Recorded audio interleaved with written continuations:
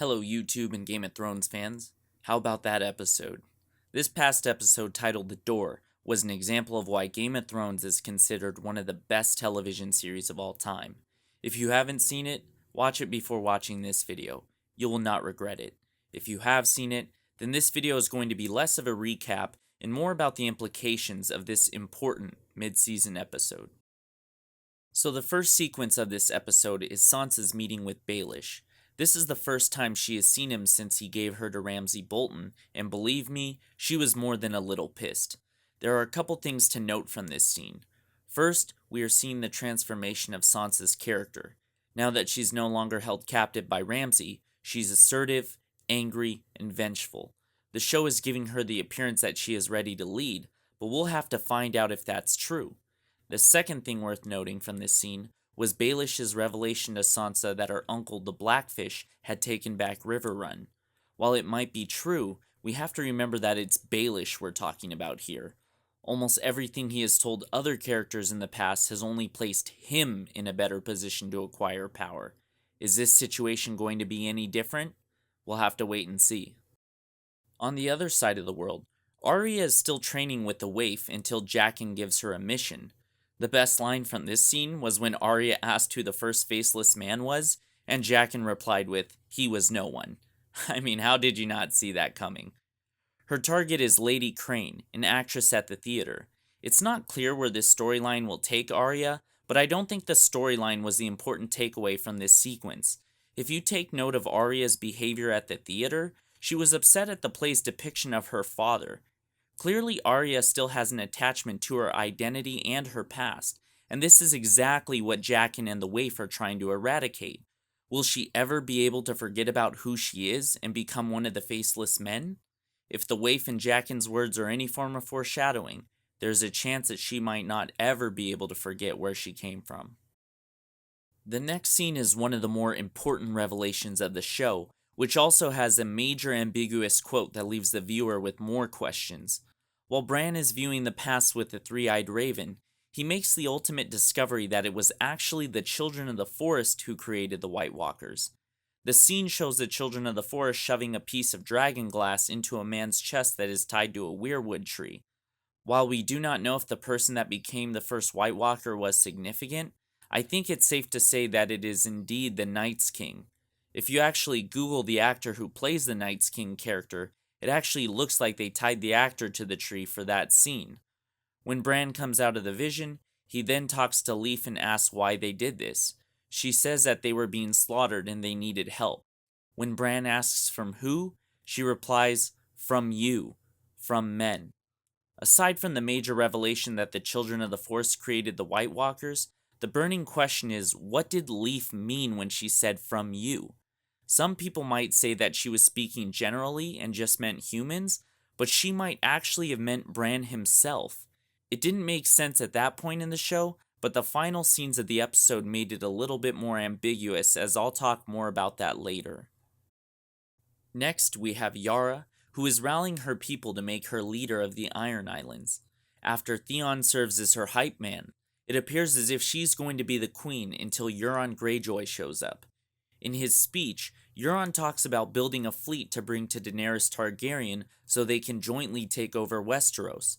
After the Ironborn cheer for Euron, the scene cuts to his coronation.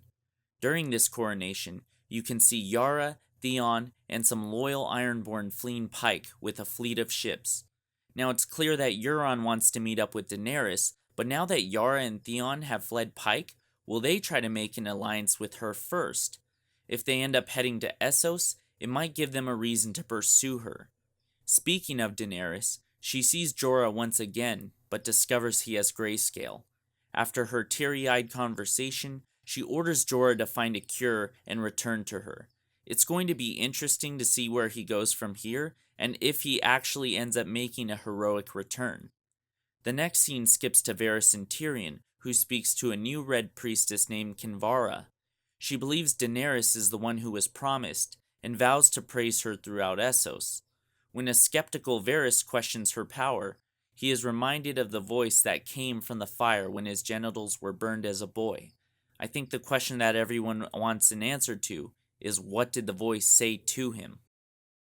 After their encounter, the show switches back to Bran, who decides to experience his visions without the supervision of the three-eyed raven. During his vision, he sees the White Walker army and gets touched by the Night's King. As he comes out of the vision, the three-eyed raven tells them that since Bran is marked, the White Walkers can get to them and he must leave, but not before trying to show Bran everything he must know. At that point, the episode then cuts back to Sansa, who is strategizing with Jon Snow to see who will aid in their battle to take back Winterfell. During that conversation, she tells Jon that their uncle had taken back Riverrun and that he might have troops they could use. Now, there are a couple questions that might be important moving forward. 1. Was Baelish telling the truth about Riverrun? 2.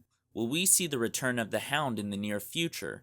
I am inferring this idea mostly from the books, but the stage might be set for Brienne to meet up with her old foe along the way, as the description for the next episode hints at. And 3. Will we see the return of Catelyn Stark as Lady Stoneheart? If you don't know what I'm talking about, just do a quick Google search on Lady Stoneheart to fill yourself in. Many book readers may have lost faith regarding her return, but if the story is transitioning to Riverrun, we might see her make a comeback. Now, this is complete speculation, but I've been wondering why both trailers for the season included the same shot of Lord Baelish alone in the snow. While it could be a meeting with anyone, I feel it must be an important scene if they included it in both trailers. Could it be a scene with Lady Stoneheart? We'll have to wait and see. Finally, we have the final sequence with Bran and the revelation of Hodor's name. Basically, the three-eyed raven is showing Bran more of what he needs to know before he has to leave. Then Mira, who notices that the air around them has gotten colder when she exhales, runs out the front of the cave to see the army of the dead. She runs back in, and the army of the dead advances, while the children of the forest attempt to fight them off. She then tells Bran to warg into Hodor while he is still in his vision, and he does, and they try to escape down a hallway with the door at the end. Before they reach the end of the door, Bran's dog Summer dies, Leaf decides to sacrifice herself to give them more time, and the three-eyed raven is cut in half by the Night's King. As they get out the door, Mira runs off with Bran and tells Hodor to hold the door, which also leads to his death. During Hodor's death, we still see Bran in the vision, where a young Hodor has a seizure and repeats "hold the door" until it is condensed to Hodor as the episode closes. So at that point, like many viewers, I was thinking, holy shit, what does this mean? The possibilities are endless now that Bran has this ability, but I'm going to talk about 5 major implications from this episode and how Bran's storyline changes everything. So first, we can see Bran can indirectly affect the past through his visions, which is clearly the most important takeaway from this episode. However, it should be noted that since the consequences of his time traveling have already affected the present, he really doesn't have a major influence on the past in regards to altering the story. But this could also mean that he has already influenced other major past events in the Game of Thrones world. Going back to Leaf's words from earlier in the episode, she might have implied that the children of the forest were protecting themselves from Bran. So is there a possibility that Bran could have traveled back in time that far? Could he have influenced Bran the Builder? Could he be the reason that the Mad King heard whispers? What if he was able to grow his power to be able to resurrect Jon Snow?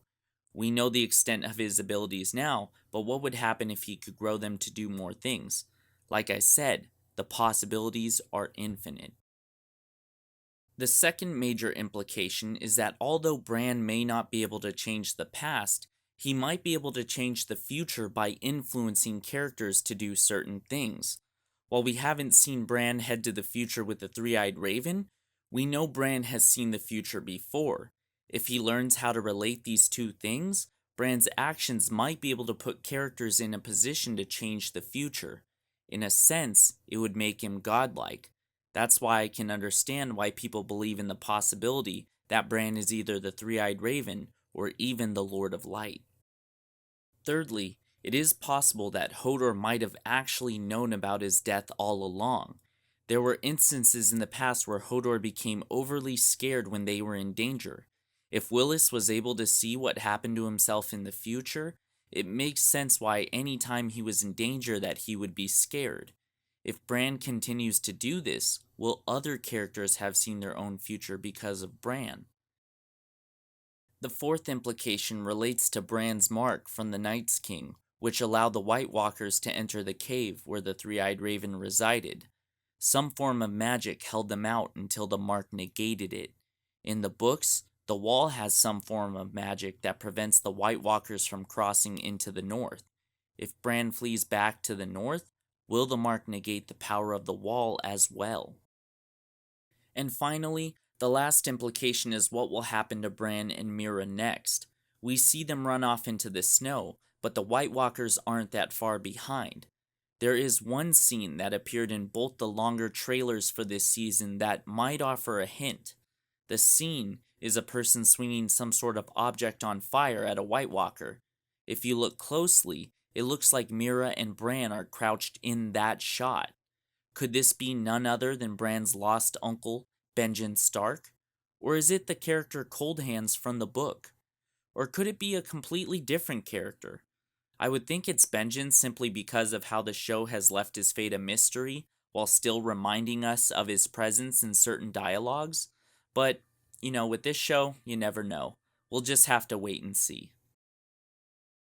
Thank you for watching this video, and make sure to like it and share it if you feel it's giving you more to think about for the coming episodes. Also, make sure to subscribe to my channel for more Game of Thrones videos as well as other related content. Take care.